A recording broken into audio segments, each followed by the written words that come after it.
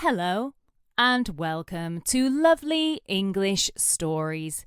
This story is written for upper intermediate English learners. Ready? Let's get started. B2 English Story, Whitherton Lodge. The stately home was built in 1789. It was once the home to Lord and Lady Brambleton, who owned most of the land in a 20-mile radius of the mansion. They were rich beyond our wildest dreams, but for them, they didn't know life any other way. They were stinking rich and didn't always understand the power or influence that money could have on other people's lives. If they wanted something, it was simple. They had it. No ifs and no buts. As they grew older and more mature, they recognized their privilege and used it for good. Lady Brambleton had lived in the mansion since she was born. It was called the Whitherton Lodge estate. It was the largest house in the county and had staff in excess of 200 people. The Brambletons had staff for everything you could imagine: candlestick makers, firekeepers, bakers, butchers, cooks, cleaners, farmers, builders, butlers, and maids. The local villagers were almost all exclusively employed by the Whitters, as everyone affectionately called them. Most people enjoyed working for them, as they were fair employers, and they paid their employees relatively well. The Whitters were different to many other aristocrats in that they let their children socialise with the village children. Once a week, Lady Brambleton's mother would allow her to invite 3 children from the village to play with her, if they so wished. Over the years, Lady Brambleton, who was called Beatrice, had got to know most of the villagers and was on first-name terms with the majority of them. She insisted they all called her by her first name, Beatrice. She hated the pomp and status that came with her family's wealth. She so wanted to fit in and be one of the crowd. But alas, she could not. She knew she was incredibly lucky, and she should appreciate that. She felt especially fortunate when she went to the villagers' houses and saw how poky and cold they were. She couldn't ever imagine living in such a space. She was used to a large bed, an open fire roaring in her room, and servants at her every disposal. As Beatrice got older, the visits to the village became less frequent. She still enjoyed seeing her friends, but she didn't have as much time to be social as she had work to do, and she was required to be present at appointments and meetings. Being one of the wealthiest families in the country meant she was expected to attend many formal events. She really did despise the official events she was meant to partake in. She would much rather go horse riding with her friend Sally from the village, or play chess with Tom, her favourite of all the villagers. Beatrice had known Tom since she was 11. As soon as she saw him loitering in the village, she knew there was something extraordinary about him. He wasn't like any other boy she had ever met, in the village or at Whitherton Lodge. Beatrice had even left the county and been to dances in London and Bath, and she still hadn't met anyone like Tom. They spent a lot of their early teenage years together, playing games and running around the vast gardens of the mansion. Tom's dad worked for the family as a gardener, and his mum was the pastry chef. Beatrice and Tom both knew that one day they wouldn't be able to socialise any more. Once she was out in society, they would have to part ways. It was the way it was.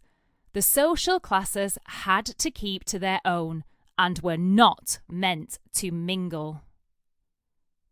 Beatrice's parents were all for Tom coming round to play, but he wouldn't be allowed in the mansion as a friend once Beatrice reached the age where she would be attending balls and parties with the potential to meet a husband. Beatrice knew that she would have to start actively looking for a husband as soon as she was 18.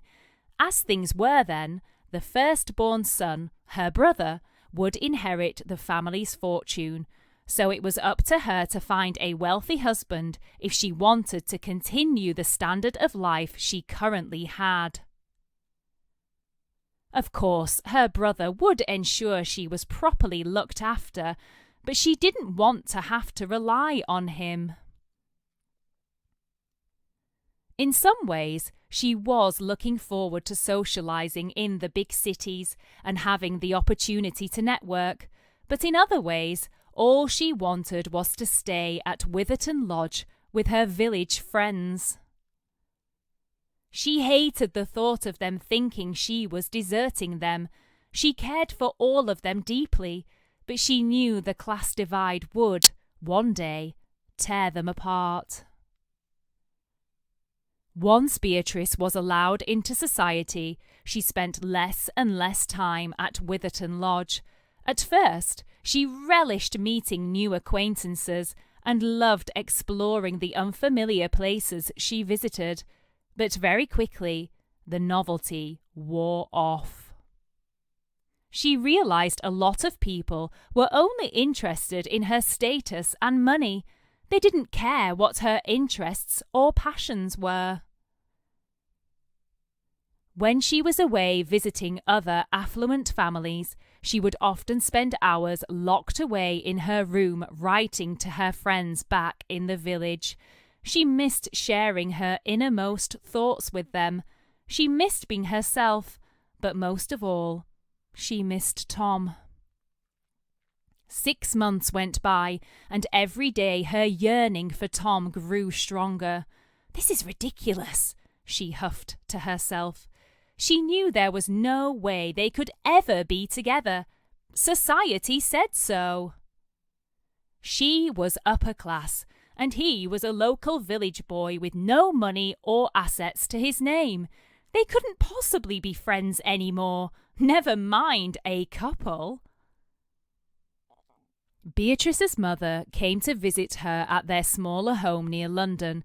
They walked around their enormous gardens and talked about what they had been up to and their plans for the coming weeks. Eventually, Beatrice became teary and confessed to her mother how she was feeling. Beatrice's mum listened patiently. She understood her concerns, as she had been in a similar situation 20 years prior. She also had feelings for a boy from the village, but she had to do her duty and marry Beatrice's father. She explained to her that she grew to love her father, and now they are a great match. "We can't always have what we want, unfortunately," she said, as she wistfully daydreamed about her long-lost love. Beatrice returned to Whitherton Lodge late autumn, ready for the Christmas festivities. She loved the house at Christmas. It was an array of beautiful decorations, with carols being sung all hours of the day. She loved making gifts for her family and friends and sharing stories around roaring fires until way past her bedtime. The mansion could get very cold in the winter. Of course, they had an abundance of fires, but in the corridors and in the larger rooms, it could become chilly. Beatrice felt sorry for the servants, as their quarters were often colder than the rest of the house. she would sneak extra coal down to their rooms so they could have little fires in the evenings. It was one night, just before Christmas, that Beatrice arranged to meet with Tom. She hadn't seen him in over 8 months. This was the longest she had ever gone without talking to him. They had exchanged a couple of letters, but nothing more. They met by the old oak tree at the edge of the mansion's expansive garden. It was biting cold, and frost covered the grass like silk. As soon as they saw each other, big grins grew on their youthful faces. It was like they had never been apart. But something was different about Tom. He was acting sheepish and shy. After several minutes of pleasantries and small talk, he blurted it out. He was engaged to be married to a girl in a neighbouring village. He had met her while Beatrice was in London, and, as he knew they could never be together, he decided to marry someone who was on the same social standing as him.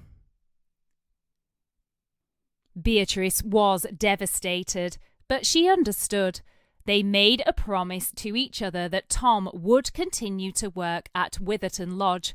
Nothing had to change in that respect.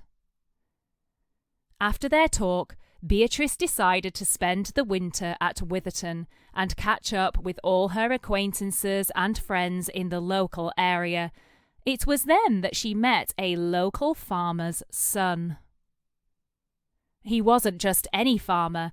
He owned a substantial portion of land and was quite wealthy. Beatrice didn't care much for money, but she knew this would be important in her parents' decision to allow her to see the boy again. He was called James and made Beatrice laugh so hard she would often cry tears of joy. He was the opposite of Tom, but she enjoyed his company just as much.